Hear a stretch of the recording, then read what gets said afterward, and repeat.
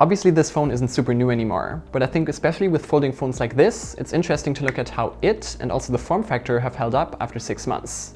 So this is my Galaxy Z Flip 3 long-term review. I really like how this phone looks. The two-tone design with the black insert up top reminds me of the older Pixel phones, which I think looked very sharp, and there isn't even a camera bump to speak of. I think the outer display is nicely integrated. The phone also feels super sturdy. You could maybe be worried that the hinge would feel looser over time or start flexing side to side, but none of that is the case. After thousands of folds and unfolds, it still feels like on day one. Though I think that isn't all good news. While the stiff hinge does make for some nice use cases, it does make the phone very hard to close and especially open with one hand. That means that taking your phone out of your pocket and wanting to use it while only having one hand free becomes a pretty big chore. I basically always open it with two hands because doing it with one just isn't that straightforward. Apart from this though, I still really enjoy the form factor. It feels much smaller in your pocket and is a real relief, with most phones these days being so big that sitting down while having them in your front pocket just gets uncomfortable. This smaller size while still getting a big screen is obviously one of the main benefits. What isn't great about it though is that it's really hard to get out of deep front pockets, which most guys will probably be able to relate to. What I like is that you don't have to make the trade-off with water resistance anymore, because this phone definitely has been caught in the rain once or twice. It's just nice to know that you don't have to be worried about it when looking up directions while it's pouring outside. Still, every time I hand this phone to someone who hasn't seen it in person yet, they do feel for and mention the crease to me. But as probably everyone has told you in the initial review already, you totally forget about this even after just days of using it, never mind weeks or months. The plastic coating on the screen that is supposed to be rather fragile also held up really well for me. And that is despite me digging my fingers into it like you inevitably have to when opening it one-handed. Quite on the contrary, I'm actually less worried about this screen than about the glass screens on regular phones, plainly because it's always protected when the phone is closed. With regular devices, you sometimes bump into things, scratch them against the table or what have you. Some micro scratches are just unavoidable. The display quality itself is also still really nice. The 120Hz OLED still holds up very well next to other flagship phones, I think. The size is also perfectly comparable to what would be considered average size these days, while of course fitting into much smaller pockets. What annoys me a bit still is the very tall aspect ratio.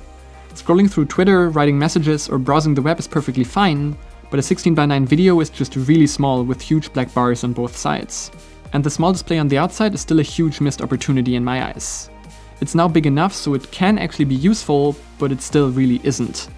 There is definitely enough space to show you what notifications you have, but instead it just displays a dot with you having to double tap it and swipe to the side to know what apps those notifications are coming from.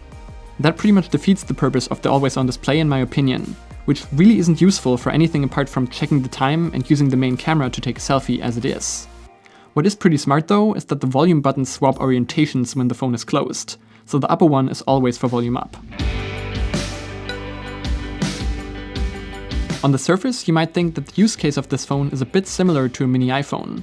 A smaller device that fits better in your pocket and that also makes you more conscious about what you do on the phone. That's because one could argue that having to open up the phone every time you want to use it is a similar hurdle to just wasting time on social media as the smaller and less usable display of a small phone.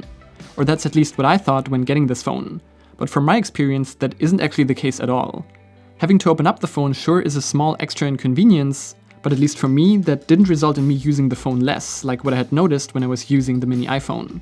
So while a smaller phone does fit better in your pocket, it comes with the trade-off that the smaller screen makes tasks like browsing social media and watching videos less enjoyable. You just want to use your phone less, which might or might not be a benefit to you. But with this, that isn't the case. It's smaller in your pocket, while still feeling the exact same to use as a standard Galaxy S21 or the upcoming S22 probably. Having to open and close it really isn't that big of a deal. But that does of course also mean that this isn't any easier to operate one-handed than a regular big phone. Harder, rather, as I mentioned before. Software-wise, I like that Samsung does focus a lot on updates these days. This phone has been running Android 12 for a while now. What I don't like is that there are still no seamless updates, which means that you have to wait around and look at that pesky optimizing app screen all the time, while this has been a thing of the past on other phones for years. There are also some other small annoyances, like not being able to disable the Samsung Pay shortcut unless you first sign up for Samsung Pay. One UI also still requires you to turn off a lot of bloat when setting up the phone, like the edge panels for example, but I think it really is a fine interface these days. This video is supported by Artlist, and that's pretty amazing because I actually already used their service for client projects before they reached out to me, but now I also use it for my own channel. If you're also interested in content creation, then you know how hard it is to find good music that you can also legally use for video. Artlist makes that super easy with straightforward licensing and a curated selection of top-notch music tailored for video creators. No more searching and no more being unsure if you're allowed to use the music. And now they also have a new service called Artgrid that does the same for stock footage. If you want to try them out, there's a link below. If you use that, you get 2 months free and also support me in the process. I'm just going to say it straight up, the camera isn't that great for the price. It's definitely not a bad camera by any means, but it just isn't competing with the likes of an iPhone 13 or Pixel 6, phones that cost less than this one. And that means that getting a flip phone is definitely still a trade-off when you value a really good camera. I used the Pixel in between, and switching back to this camera after that can get annoying when you're used to better results. Daylight pictures are fine and the night mode also isn't bad. It's just noticeable that the phone does tend to overexpose pictures a lot and also produces results that are often too saturated. For food this is nice, but other times it's just unnatural. The focus also hunts a lot, which often results in blurry pictures, especially in worse lighting conditions, and that can definitely take away from the experience. Video quality is pretty good though, and the ultra-wide camera is nice to have, even if it's noticeably worse than the main one. This isn't a comprehensive camera review, but more just my experience with it in the time using it. If you want a full in-depth look, there will for sure be great videos out there. What matters, I think, is that the camera isn't a huge downside, but it's definitely something that will get you results you aren't going to be happy with sometimes. And that's a compromise that you have to be aware of. Battery life on the Z Flip 3 is definitely usable, but not great. On a long day, this is a phone you will have to charge before the day is over. And charging it also isn't that fast, we're talking about 2 hours to get it full. In combination with the not super long battery life, that results in the phone resting on the charger more than I would like to. I do appreciate though that it does have wireless charging, and that also in reverse to top up my headphones. The problem to me is this: if this phone didn't fold, the camera that's not up to par with other flagships would make me not recommend it over other options like the Pixel 6 or the iPhone 13 at this price. The smaller size in your pocket might be a benefit, but it also means that it's harder to get out of there in addition to the added inconvenience of having to unfold it every time. It's just not any easier to use than a traditional big phone, also because the screen is just as big.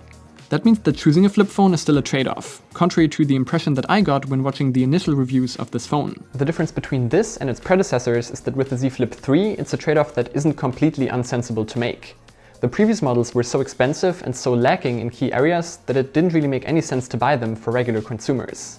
Now, you can definitely justify getting this if you value the smaller footprint in your pocket and the novelty factor, which is definitely a big thing. I've never had other people ask me more about what phone I'm using.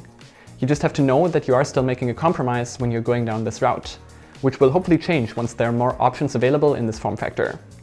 If you enjoyed this video, you know which buttons to press, and don't forget to press that follow button on Twitter. I'm Brian, thanks for watching, and I'll see you in the next one.